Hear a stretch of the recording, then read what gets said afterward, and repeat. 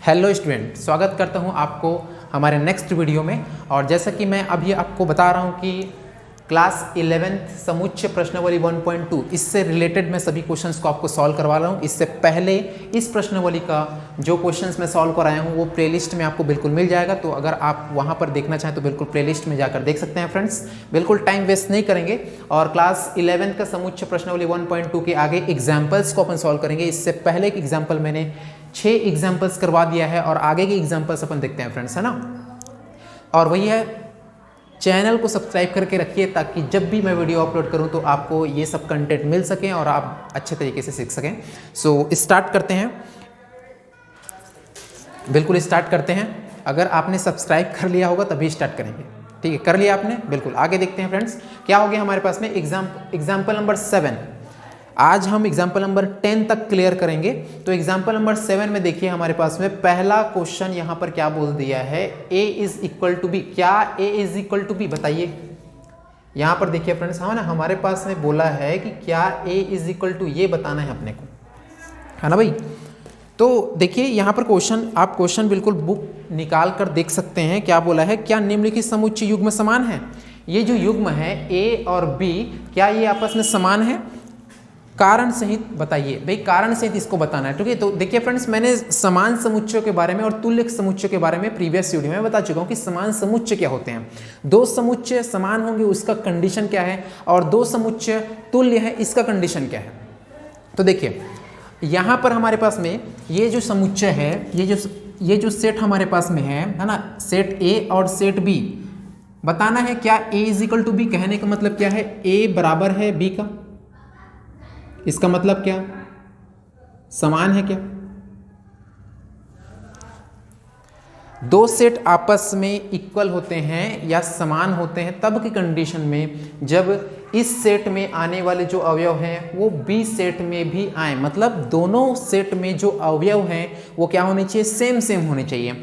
यहां पर हमको दिया है ए में रोस्टर रूप दिया है, जबकि बी में हमारे पास में क्या दे दिया है, समुच्चय निर्माण रूप में दिया है ना फ्रेंड्स। तो देखते हैं यहां पर हमारे पास में क्या, देखिए सेट ऑफ ए तो हमारे पास में क्लियर है, 2 और 3 है। सेट ऑफ बी को हम सॉल्व करते हैं भाई, सेट ऑफ बी को हम सॉल्व करते हैं। तो सेट ऑफ बी क्या दिया है, एक्स, जहां एक्स जो है, ये जो एक्स है वो समीकरण का हल है। मतलब एक्स की जो वैल्यू है वो इस समीकरण से आएगा फ्रेंड्स, है ना। देखते हैं कैसे आता है। सो इस समीकरण को अपने को सॉल्व करना है। X square plus 5x plus 6 is equal to 0। अब देखिए इस समीकरण को अपन हल करते हैं और हल करके हम लाते हैं x की वैल्यू। तो x की वैल्यू क्या, 2 और 3। अगर मान लो की बात है x, ये समीकरण को सॉल्व करके 2, 3 आ जाता है, इसका मतलब क्या, सेट b के जो भी अवयव है वो भी 2, 3 हो जाएगा और दोनों समान। लेकिन अगर नहीं आता तब की कंडीशन में समान नहीं होगा फ्रेंड्स, है ना। देखिए यहाँ पर क्या हो जाएगा हमारे पास में, इसको अपन सॉल्व करते हैं। यहाँ है एक्स स्क्वायर, दो टर्म यहाँ पर छोड़ दीजिए आप, प्लस 6 इज इक्वल टू 0। क्या करते हैं, ए का मल्टीप्लिकेशन सी के साथ में या सी का मल्टीप्लिकेशन ए के साथ में, तो हमारे पास में कितना जाता है फ्रेंड्स, यहाँ पर हमारे पास में आएगा 6। और यहाँ पर मिडिल वाले टर्म को दो भागों में यहाँ पर तोड़ना है। कैसे तोड़ेंगे, यहाँ पर 6x माइनस एक्स और यहाँ पर लगेगा प्लस, ठीक है। यहाँ पर लग जाएगा क्या, यहाँ पर लगेगा प्लस। तो देखिए 6x में एक x घटाने पर 5x आता है और यहाँ पर क्या हो जाएगा हमारे पास में, यहाँ पर क्या होगा देखिए, -1 का मल्टीप्लिकेशन 6 से करने पर क्या आता है, -6 आता है। लेकिन हमको लाना क्या है, +6 लाना है। तो +6 हमारे पास कैसे हो जाएगा, +6, 2 3 जा 6, 2 + 3x। ये देखिए आप, 2 3 जा हमारे पास 6 भी होता है और 2x में 3x को प्लस करने पर 5x आता है। तो ये इस टाइप का यहाँ पर टूटेगा, ठीक है। तो यहाँ पर देखिए, यहाँ पर x कॉमन हमारे पास में, ये क्या हो जाएगा, x + 2 यहाँ पर बचता है, प्लस यहाँ पर 3 कॉमन लेंगे तो यहाँ पर बचता है क्या, x + 2 इज इक्वल टू 0। देखिए आप भाई समीकरण को सॉल्व कैसे करते हैं, समीकरण को सॉल्व कैसे करते हैं ना भाई, गुणनखंड रूप में तोड़ते हैं, उसके बाद x की वैल्यू लाते हैं, सो दैट यहाँ पर लाते हैं अपन। देखिए क्या निकल जाएगा, सभी में क्या कॉमन है, x + 2, सो दैट x + 2 में यहाँ पर कॉमन लेता हूँ। यहाँ पर बचता क्या है, x + 3 इज इक्वल टू 0। सो यहाँ पर x की दो वैल्यू आएगी, एक तो -2 और एक हो जाएगा हमारे पास -3। भाई दोनों को इक्वल मिलेंगे, x + 2 इज इक्वल टू 0 और x + 3 is equal to 0, so that x is equal to -2 और x इज इक्वल टू -3। तो यहाँ पर जो x की वैल्यू आ रहा है सेट ऑफ b में, वो क्या 2 और 3 है? नहीं, बिल्कुल नहीं है, -2 और 3 है। मतलब सेट ऑफ b क्या बनेगा फ्रेंड्स यहाँ पर? ठीक है, सो यहाँ पर लिख सकते हैं सेट ऑफ b हम यहाँ पर हो जाएगा क्या, -2 और -3, जो कि बिल्कुल भी सेट a के इक्वल नहीं है। इसलिए अतः यहाँ पर लिख सकते हैं क्या कि a is not equal to b। भाई शुरुआत में ही हमने किया बोला था कि सेट ए में जो अवयव है वही अवयव सेट बी में भी होने चाहिए, बट यहां पर क्या है, सेट ए में 2 3 है, जबकि सेट बी में क्या है हमारे पास में -2 और 3 है। So set A is not equal to set B. ठीक है, सेट बी की वैल्यू हमने कैसे निकाला, यहां पर बोला था x, जहां x समीकरण x² + 5x + 6 = 0 का एक हल है। इस समीकरण का हल है x की वैल्यू क्या लाया, -2 और -3, जो कि बिल्कुल भी इक्वल नहीं है फ्रेंड्स। तो एग्जाम्पल नंबर 7 हमारे पास में क्लियर है। बिल्कुल आपको अगर समझ में नहीं आया तो एक बार पॉज कर लीजिए और उसके बाद में आप समझिए फ्रेंड्स, है ना।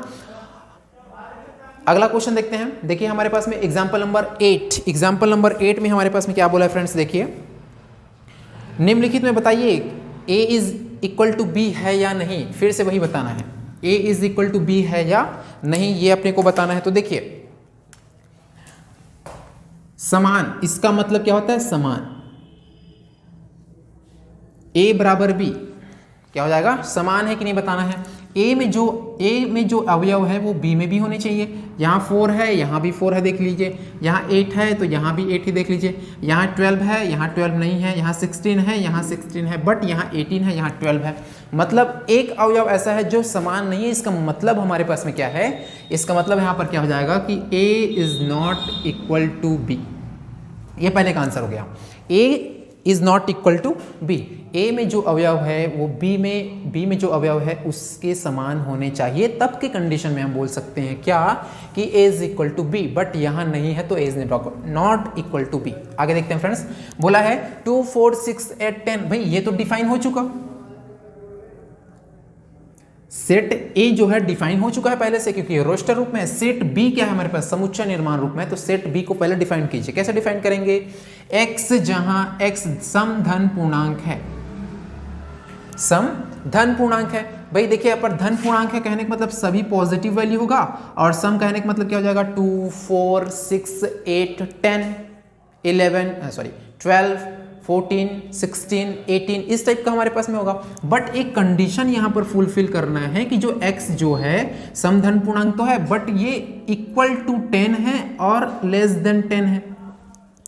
मतलब x की वैल्यू बराबर होगा 10 का और 10 से छोटा भी होगा। कहने का मतलब हमारे पास में क्या 10 के बराबर, देखिए यहाँ पर इस सेट में है कि नहीं है, बिल्कुल है 10 इस सेट में, और 10 से छोटा ही है।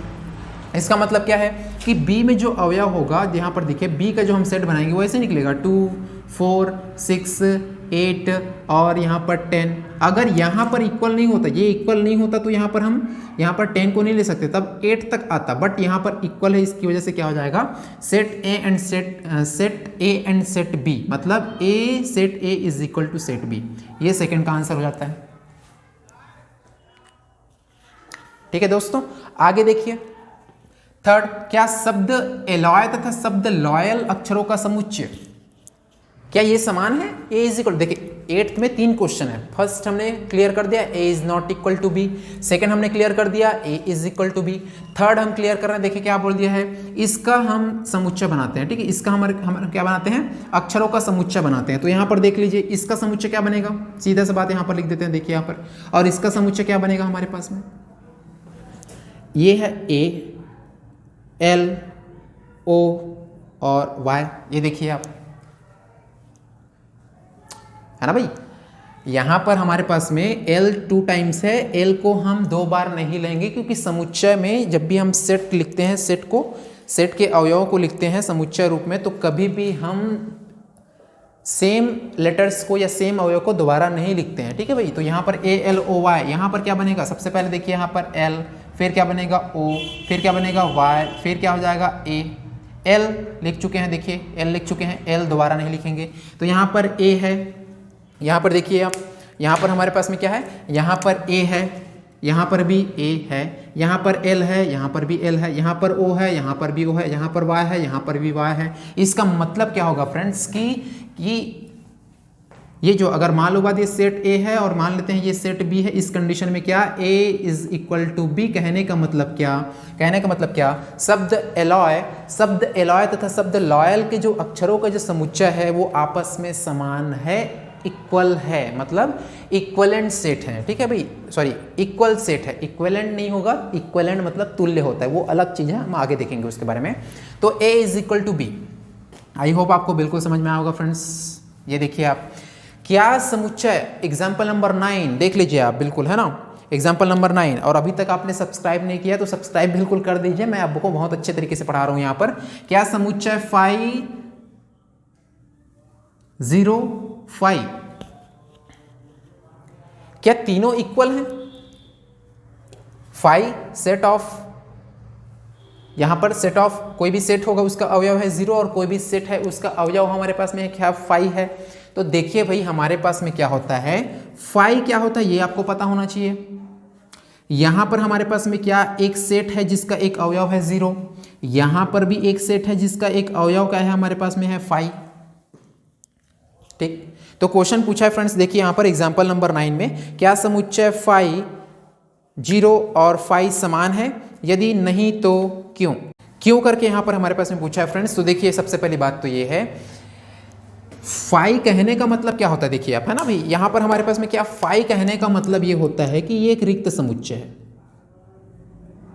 क्या है ये, हमारे पास में एक रिक्त समुच्चय है। और जैसा कि आप जानते हैं कि रिक्त समुच्चय में कोई भी अवयव नहीं होता है, कोई भी अवयव नहीं होता है भाई। तो यहां पर हमारे पास में क्या, ठीक है, ये सेट जो होगा, सॉरी यहां पर जो 5 है ये तो दोनों के इक्वल नहीं होगा, दोनों की इक्वल है क्या, नहीं है, क्योंकि ये अपने आप में एक रिक्त समुच्चय है भाई, इसमें कोई भी अवयव नहीं आता है। जबकि यहाँ पर क्या, इसमें यहाँ पर एक सेट ये है, सेट ये भी एक है, मतलब ये हमारे पास में है एकल समुच्चय। क्या है ये हमारे पास में एकल समुच्चय है, और ये भी एकल समुच्चय है। समुच्चय तो एकल है, लेकिन अब इसमें देखेंगे क्या इसके अवयव समान है, नहीं, इसके अवयव जो है, इसका अवयव जो है वो 0 है और इसका जो अवयव है वो हमारे पास में क्या है 5 है।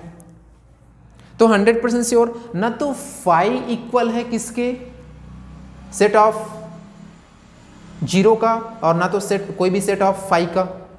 यहां पर 5 इक्वल 0 के नहीं है, ना तो 5 के है ना भाई। तो यहां पर क्या है, सिंपल सा, ये तो अलग हो जाता है पहले, 0 सेट ऑफ, यहां पर 0 और यहां पर 5। देखिए ये दोनों एकल समुच्चय तो हैं, बट इसके अवयव समान नहीं है। इसका मतलब क्या है कि कोई भी यहां पर जो सेट हमारे पास में दिया हुआ है या रिक्त समुच्चय दिया हुआ है वो तीनों इक्वल नहीं है।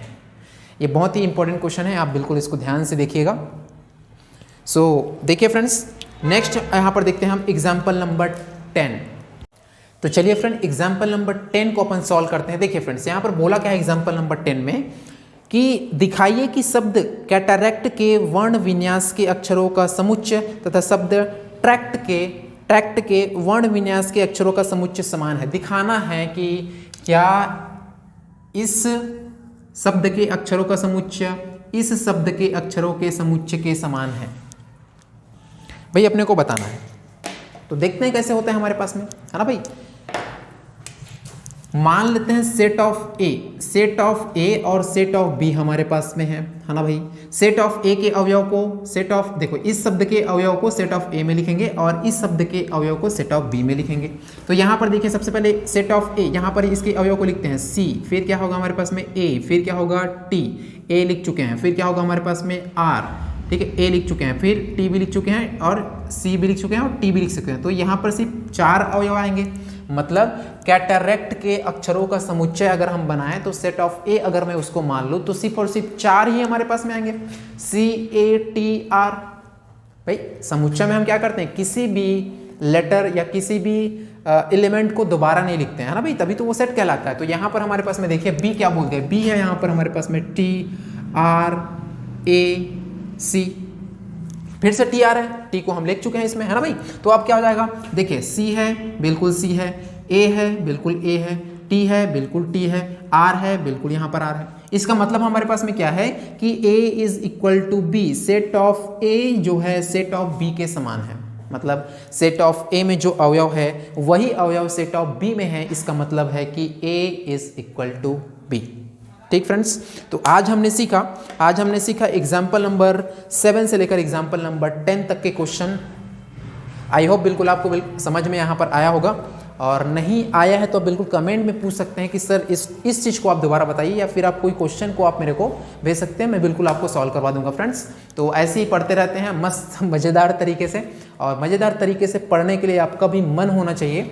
और आगे के वीडियोज़ देखिए फ्रेंड्स, मैं प्रश्नावली 1.2 का एक ही वीडियो लाने वाला हूँ, वो भी 10 to 15 मिनट का एक वीडियो होगा, जिसमें हम पूरे प्रश्नावली को क्लियर कर लेंगे। जितने हमारे पास में एग्जाम्पल थे मैंने क्लियर करवा दिया है, अब आगे आप देखिए। और पिछला वीडियो आप देख सकते हैं, मैं यहाँ पर हर क्लास के मैथ्स का प्लेलिस्ट में बना रहा हूँ, जिसको आप बिल्कुल देख सकते हैं फ्रेंड्स, है ना। So thank you very much. और जाते जाते प्लीज़, ये तीसरा टाइम बोल रहा हूँ, चैनल को सब्सक्राइब कर लीजिए, ताकि मेरा भी चैनल ग्रो हो सके और आपको भी समझ में आ सके friends. Thank you very much, all the best. सेहत का ख्याल रखिए और मज़े के साथ पढ़िए। Thank you.